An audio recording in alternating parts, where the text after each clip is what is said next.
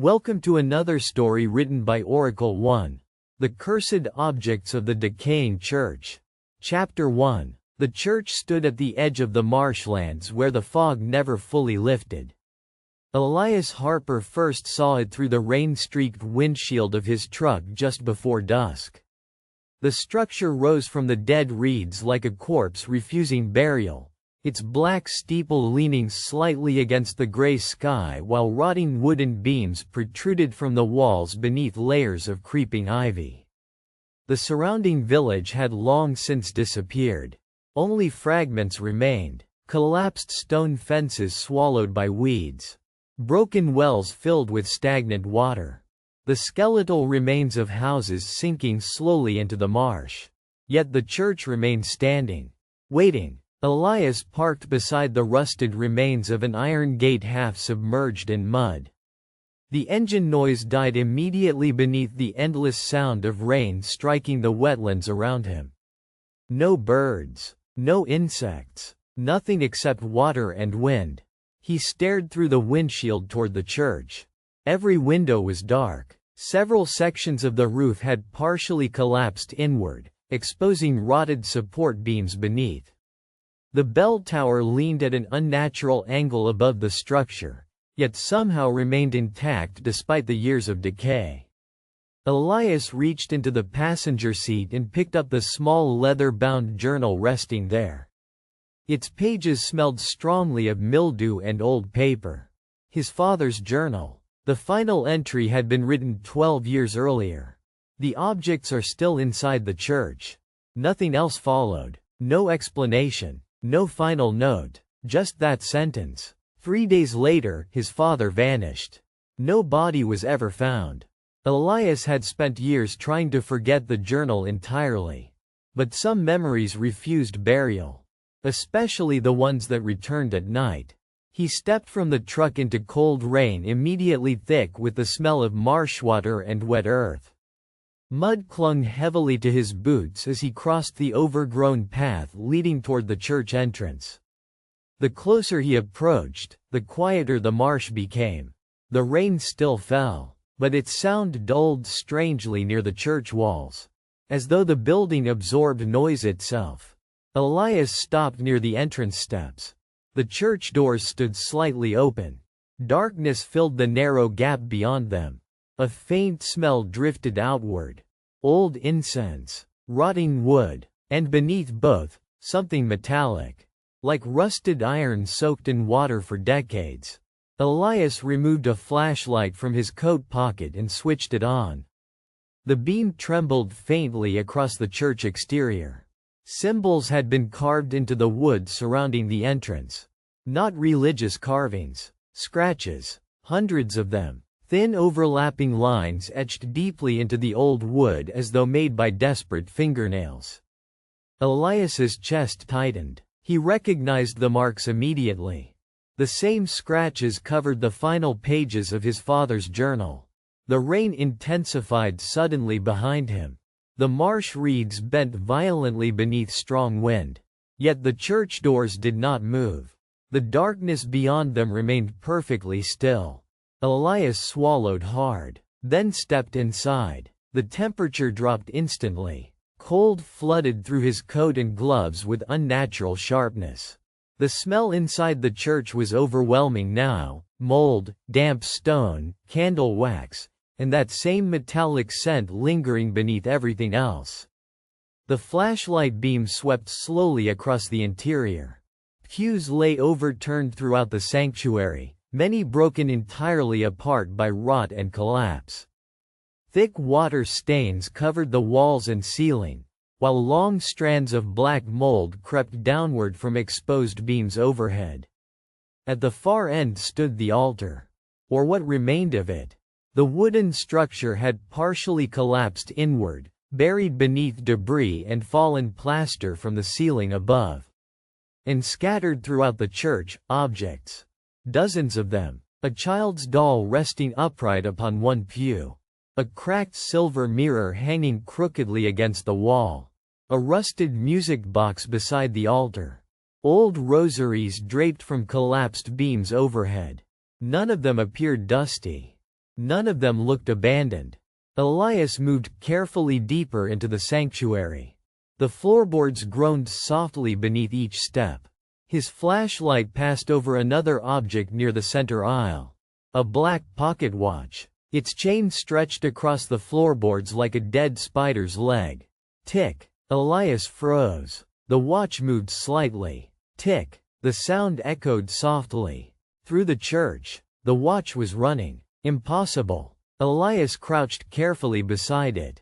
The glass covering the face had shattered long ago, exposing rusted hands beneath layers of moisture and corrosion. Yet the second hand continued moving. Tick, tick, tick. Each movement sounded too loud within the silence. Elias reached toward it slowly. The moment his fingers touched the metal, the church bell rang overhead. One deafening toll exploded through the sanctuary. Elias jerked backward violently. The sound shook dust from the ceiling beams above. Then silence crashed down again. Absolute. His pulse thundered in his ears. The watch in his hand had stopped moving. Ticking no longer. Elias stared upward toward the bell tower. No wind moved outside now. No storm. The marsh beyond the windows had become still. His breathing slowed uneasily. Then, a voice whispered somewhere behind him. "Don't touch them." Elias spun around instantly. The flashlight beam cut wildly across overturned pews and darkness. Nothing there. Only shadows stretching between the ruined rows. His chest tightened painfully. "Who's there?" No answer came. The flashlight flickered once, then steadied again. And for one terrible second, every object inside the church had changed position slightly. The doll now faced him directly. The mirror reflected part of the sanctuary impossible from its angle. And the music box had opened. A soft melody began playing somewhere near the altar. Slow, broken. The tune echoed gently through the church like distant funeral music drifting beneath water. Elias backed away instinctively. The voice whispered again. Closer now. He touched them too. His blood ran cold. The flashlight beam swept desperately through the sanctuary. Still nothing. Yet the feeling of being watched thickened immediately around him. Not from one direction. From everywhere. The melody from the music box slowed gradually. Warped. Each note stretching longer than the last. Then, something moved inside the mirror hanging against the wall. Not a reflection. A figure. Tall. Standing motionless within the glass. Elias stared at it. The shape resembled a man wearing dark-soaked clothing. Its face remained hidden beneath shadow. But one detail stood painfully clear. The figure inside the mirror held Elias's father's journal in its hands. Chapter 2. The figure inside the mirror did not move. It stood motionless within the warped glass, holding the journal against its chest while the broken music box melody drifted softly through the church. Elias's pulse hammered painfully. The flashlight trembled in his grip. The mirror hung crookedly against the far wall, its cracked surface splitting the reflection into distorted fragments. Yet the figure remained unnaturally clear compared to everything else around it. Tall, still, watching him. Rain no longer struck the church roof outside. The marsh had become silent. "Father?" Elias whispered. The figure tilted its head slightly. Not naturally. Too slowly. The movement resembled a puppet being adjusted by unseen hands. Then, the mirror went dark. Only Elias's reflection remained staring back at him. The music box snapped shut instantly. Silence crushed through the sanctuary. Elias stood frozen. His own reflection in the mirror looked wrong.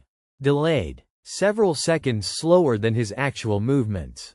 He stepped backward. The reflection continued staring forward before finally mimicking the motion a moment later.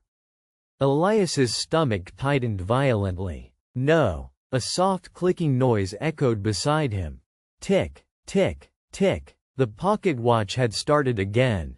Still resting in his hand. The second hand moved faster now. Far too fast. The ticking echoed loudly through the church, each sound overlapping unnaturally until the entire sanctuary seemed filled with hundreds of ticking clocks hidden somewhere beyond sight. Elias dropped the watch immediately. The ticking stopped the instant it hit the floorboards. Then, every object in the church shifted. The doll's head turned sharply toward him with a dry cracking sound. The rosaries hanging from the beams overhead began swaying slowly despite the complete absence of wind. The cracked mirror trembled faintly against the wall. And somewhere deeper inside the church, a door creaked open. Elias swung the flashlight toward the sound. Near the altar, partially hidden behind collapsed beams and hanging mold, a narrow wooden door now stood slightly open. Darkness waited. Beyond it, the metallic smell thickened immediately. Rust, water, blood. Elias swallowed hard. His father's journal felt heavier beneath his arm now. He looked back toward the church entrance instinctively. The doors were closed. He stared. He had left them open. Slowly, a scratching sound emerged from the wood surrounding the entrance. Thin, sharp, like fingernails dragging softly across old timber. The scratches carved around the doors appeared deeper now. Fresh. Elias backed away from the entrance. The scratching continued, not random, rhythmic. Letters. The realization struck him slowly. Something was carving words into the wood from the other side. His flashlight shook across the doors. New lines appeared one by one beneath the beam. Wet. The word completed itself slowly across the rotting wood. Then another line formed beneath it. Don't. Elias's chest tightened. The scratching stopped. Silence returned instantly. Then the voice whispered again from somewhere behind him. Too late. He spun violently. The church appeared different now. Longer. The sanctuary stretched farther into darkness than before, the rows of pews extending impossibly deep behind the altar where the walls should have ended. The narrow door near the altar remained open, and faint light flickered somewhere below it. Candlelight. Elias's breathing became shallow. The voice came again. He went below too. His pulse quickened. The journal. Elias opened it quickly with trembling hands. Most pages were damaged beyond reading, smeared with moisture and mold. But near the back, several entries remained visible. The objects were never blessed. They were containment. Elias frowned. Another line below. Each item holds a fragment. The candlelight below the narrow doorway flickered harder now. A cold draft drifted upward from beneath the church carrying the smell of wet stone and stagnant water. Elias turned another page. The priest thought separation weakened it. Another page, but the fragments still whispered to each other in darkness. The church bell rang overhead again. One enormous toll that shook dust from the ceiling beams. The doll near the pew blinked. Elias froze instantly. Its glass eyes rolled slowly toward him. The cracked porcelain mouth twitched faintly upward. The flashlight nearly slipped from his grip. No. The doll's head turned farther with a dry snapping sound. Then, it spoke. Below, the voice was tiny. Childlike. Wet. Elias backed toward the altar immediately. The rosaries overhead began swaying harder now, beads clattering softly together like insect legs. The mirror darkened again, and inside it, more figures appeared. Not one man this time. Dozens, crowded together behind the glass. Their faces pressed tightly against the cracks in the mirror surface. Pale, distorted, mouths opening and closing silently. Elias stumbled toward the narrow doorway near the altar. Anything felt safer than remaining inside the sanctuary. The music box opened again behind him. The melody resumed immediately. Slower now. Wrong notes repeating endlessly. The figures inside the mirror began pounding softly against the glass from within. The church walls groaned. Water dripped somewhere below. Elias reached the narrow doorway and aimed his flashlight downward.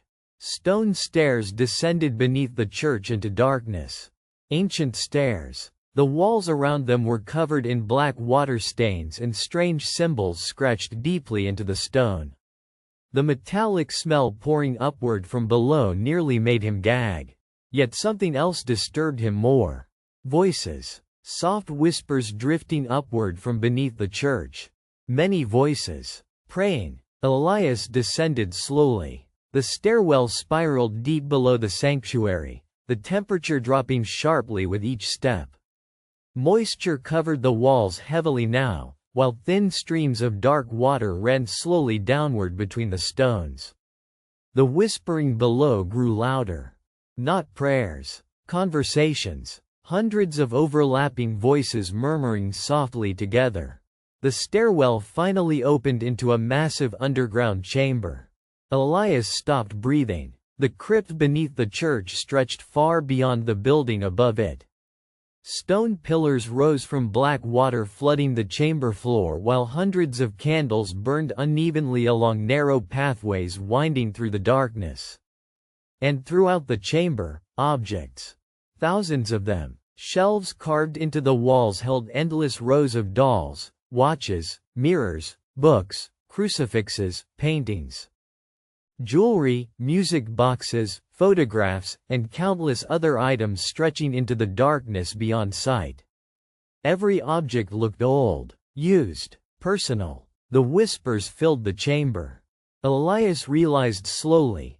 The voices came from the objects themselves. Each item murmured softly in overlapping fragments. Some crying, some laughing quietly, some begging. The sound made his skin crawl. "What is this place?" he whispered. The whispers stopped instantly. Absolute silence fell across the crypt. Then, a chair scraped softly somewhere behind him. Elias turned sharply. At the center of the flooded chamber stood a long wooden table illuminated by dozens of candles. A man sat motionless at its far end. His head lowered, his hands folded together. Water dripped steadily from his dark clothing onto the floor beneath him. Elias's chest tightened painfully. The man slowly lifted his head. It was his father, or what remained of him. His skin looked pale and swollen from water exposure, while deep black veins spread visibly beneath the flesh around his throat and eyes. But the worst part, his father's expression held complete awareness. He was still alive. And sitting around the table beside him were dozens of other people. Motionless figures staring silently toward Elias. Every one of them clutching a cursed object tightly against their chest. Chapter 3. The figures seated around the table did not move. Dozens of pale faces stared toward Elias through the candlelight while black water dripped softly from the flooded crypt around them. Each figure held an object tightly against their chest. A doll, a rosary, a pocket watch, a photograph, a cracked mirror. Every item whispered softly in overlapping voices. Elias could barely breathe. His father sat at the far end of the table beneath the dim candlelight, his swollen gray face fixed upon him with terrible awareness. Not dead, not alive, watching. "Dad," Elias whispered. His father's lips trembled faintly. The movement looked painfully difficult. "You shouldn't have come here." The voice emerged wet and broken, as though forced upward through water-filled lungs. Elias stepped forward instinctively. "What happened to you?" The candle flames flickered sharply. Every figure at the table tilted their heads slightly toward him in perfect synchronization. His father's expression twisted with sudden fear. "Don't come closer." The warning came too late. The black water surrounding the table rippled violently. Something moved beneath the surface. Long shapes gliding slowly through the flooded crypt. Elias backed away immediately. The whispering objects around the chamber grew louder. Not random anymore, repeating the same phrase endlessly. "It remembers. It remembers. It remembers." His father lowered his eyes toward the object resting in his own hands. A small silver cross blackened heavily with age. The metal surface pulsed faintly beneath the candlelight. Elias realized suddenly. Every person seated at the table looked attached to their object somehow. Not emotionally, physically. Thin black veins spread outward from the objects into their hands and arms like roots beneath skin. His stomach tightened violently. What is this place? His father looked toward the flooded darkness beyond the candles. The church was built to bury it. A deep sound rolled softly through the crypt. Not thunder. Breathing. The water around the pillars vibrated faintly. His father's voice shook. The objects were never cursed. The whispers stopped instantly. Every candle dimmed, and something below the water inhaled. Elias felt the sound in his chest. Ancient, enormous, hungry. His father looked back at him slowly. They were pieces. The black water moved again. This time Elias saw shapes beneath the surface clearly. Human forms. Dozens of them drifting silently underwater with open eyes fixed upward toward the chamber ceiling. The priest divided it long ago, his father continued. He tore fragments away and sealed them inside objects connected to grief, pain, memory. The music box melody drifted faintly down from the sanctuary above. Warped, broken, but the fragments still called to each other. The figures seated around the table began whispering softly again. Not with their mouths. The objects whispered for them. Elias stepped backward. What happens if they come together? His father's expression hollowed completely. They wake it. The water exploded upward. A corpse surged suddenly from beneath the flooded floor beside Elias, pale hands clawing violently at his coat.